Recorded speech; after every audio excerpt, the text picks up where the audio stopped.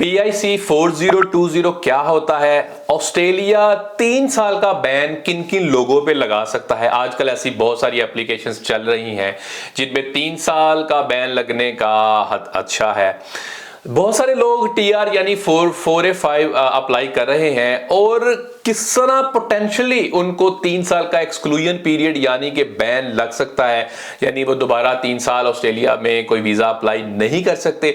तो आज मैं PIC 4020 के हवाले से बात करूंगा और उन पोटेंशियल गलतियों की बात करने की कोशिश करूंगा जो आप कर सकते हैं और इससे आपको रिफ्यूजल आ सकता है।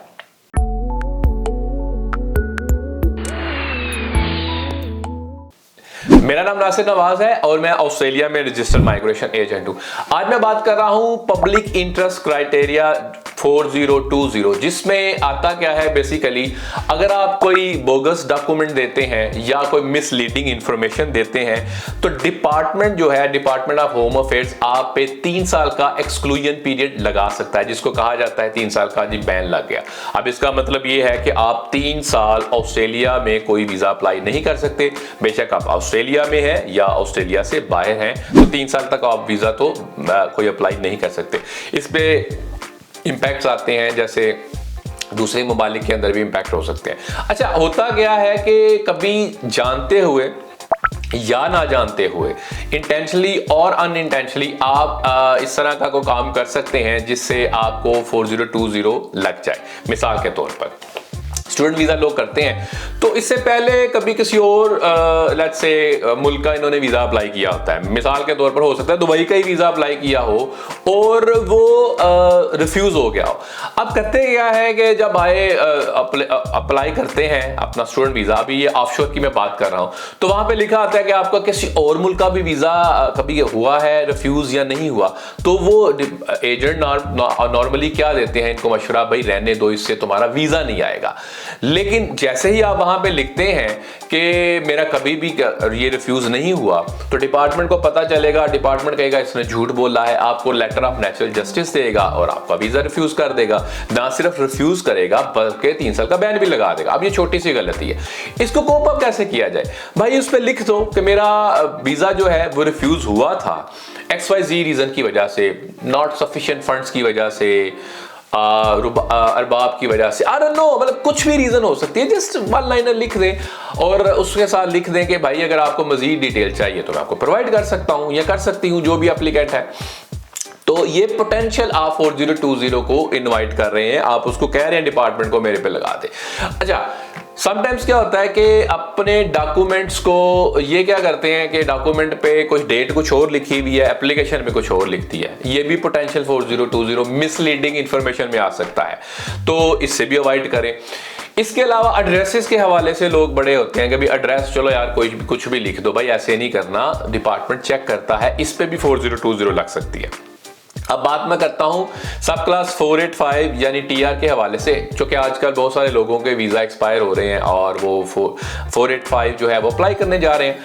अब इनके साथ होता क्या है, इन्होंने जो कि ऑस्ट्रेलिया में जब आप आते हैं तो ऑस्ट्रेलिया में 5, 7, 10 दिन कहीं और रहे, 15 दिन कहीं और रहे, फिर जाके कहीं सेटल होना शुरू हो जाते हैं, स्पेशली अच्छा एम्प्लॉयमेंट के हवाले से। तो भाई जब आप फॉर्म देते हो, एक जो कि पर्टिकुलर फॉर्म है, एक तो आपका फॉर्म 80 है। Form 80 is a detailed form, ये बड़ा डिटेल्ड फॉर्म होता है और डिपार्टमेंट इस पे देखता है कि आपने झूठ बोला। ये आपका एक हिसाब से स्टैट्यूटरी डिक्लेरेशन आप दे रहे हैं जो भी आपने दिया।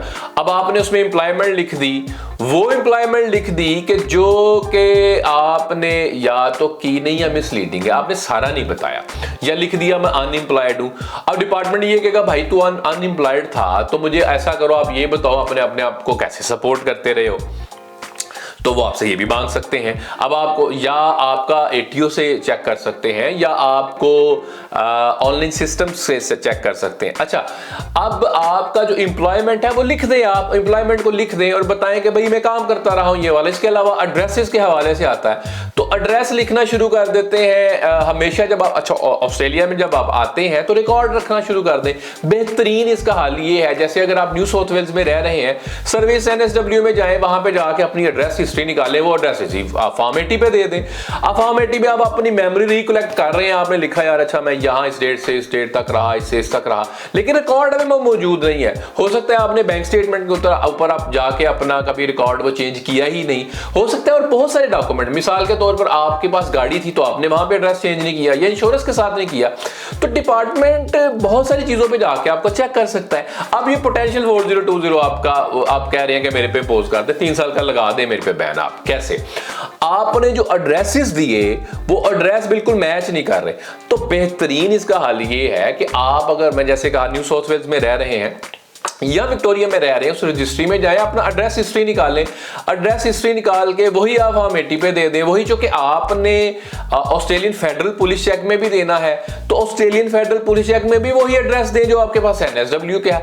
तो उससे होगा क्या, उससे आप पोटेंशियल 4020 से बच जाएंगे। नहीं तो ऐसे ही फजूल में आपने इतना टाइम ऑस्ट्रेलिया में लगाया और आप 4020 और रिफ्यूजल भी लेके बैठ गए, हेडक आपने अलग से पाल ली। ये बाद में जाकर चीजें रिजॉल्व तो हो जाती हैं, मसलन आप 80 में जाते हैं, रिजॉल्व तो हो जाएंगी, लेकिन एक हेडक आपके लिए क्रिएट हो जाएगी। तो ये कोशिश करें कि इस तरह की चीजें ना दें, मिसलीडिंग इंफॉर्मेशन जो लगे ना दें। अच्छा, इसके अलावा लोग डॉक्यूमेंट्स ऐसे दे देते हैं जो नहीं देने वाले होते, तो आपने उतने ही डॉक्यूमेंट देने हैं जितने रिक्वायर्ड हैं। आप प्लेंटी ऑफ डॉक्यूमेंट या बहुत ज्यादा पाइल्स ऑफ डॉक्यूमेंट आप दे दें तो इसका ये मतलब नहीं है कि आपको वीजा मिलेगा। उतने ही डॉक्यूमेंट्स दें जितने रिक्वायर्ड है, अननेसेसरी डॉक्यूमेंट्स देने की तो जरूरत ही नहीं है। तो बहुत सारी चीजों पे जब डिस्क्रिपेंसी या चीजें इनकंसिस्टेंट होती हैं तो 4020 लग सकता है। ये बात कहने को छोटी है, लेकिन उससे पूछें जिस पे लगा हो, क्योंकि ये कभी कभी हम डेली बेसिस पे देखते हैं, छोटी सी गलती लोगों को बहुत ज्यादा कॉस्ट करती है। तो कोशिश करें कि अपनी एप्लीकेशन को सीधा रखें या किसी एक्सपर्ट से करवा लें, ताकि आपकी वो जो चीजें हैं जो पोटेंशियल 4020 है, आप उससे बच सके। आपको इस हवाले से कोई सवाल है या माइग्रेशन के, इमिग्रेशन के हवाले से कोई सवाल है, तो आप कमेंट बॉक्स में जाके कमेंट कर सकते हैं। हमें सपोर्ट करने के लिए, हमारे चैनल को सपोर्ट करने के लिए हमें सब्सक्राइब करें। Thank you.